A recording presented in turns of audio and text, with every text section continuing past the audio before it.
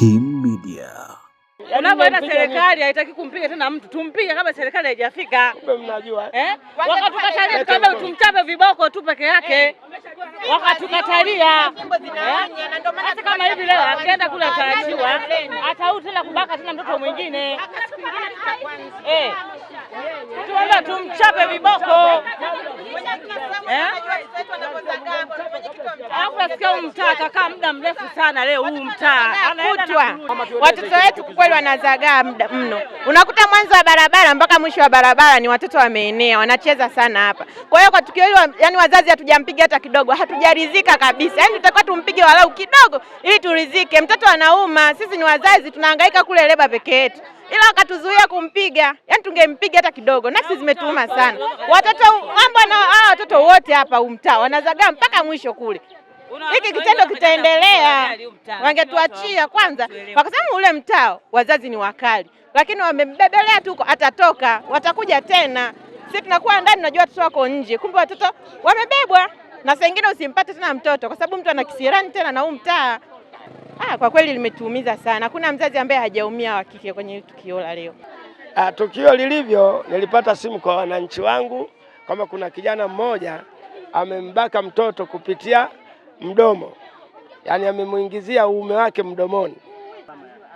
Katika mahojiano yeye alisema ameagizwa kwa njia ya dawa, yani dawa uchawi. Yani sisi serikali hatuamini uchawi, lakini ndivyo alivyosema yeye, kwamba aliagizwa na mama mmoja anaitwa Joali.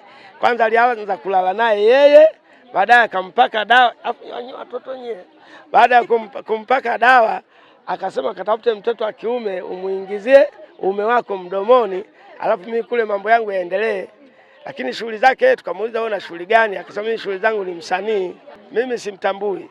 Yeye anasema anakaa mtaa wa pili huko, siji karibu na makaburini huko. Hatua za kisheria ni kuita ulinzi na usalama, bi maana polisi wameondoka naye kwa mahojiano zaidi kituo cha polisi.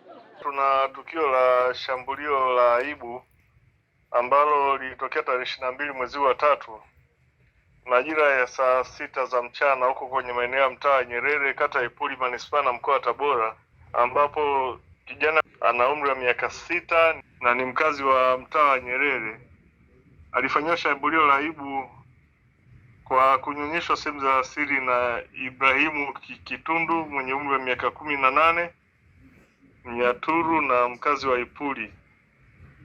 Ni kwamba siku hiyo ya tarehe 22 majira ya saa 6 mtuhumiwa alimchukua huyu mwanga na kutoka naye nyumbani kwao na kumpeleka kwenye kibanda cha kurushia nyimbo za filamu kilichopo mtaani kwao, kisha akamdanganya na kumwekea sehemu zake za siri mdomoni na kumtaka azinyonye.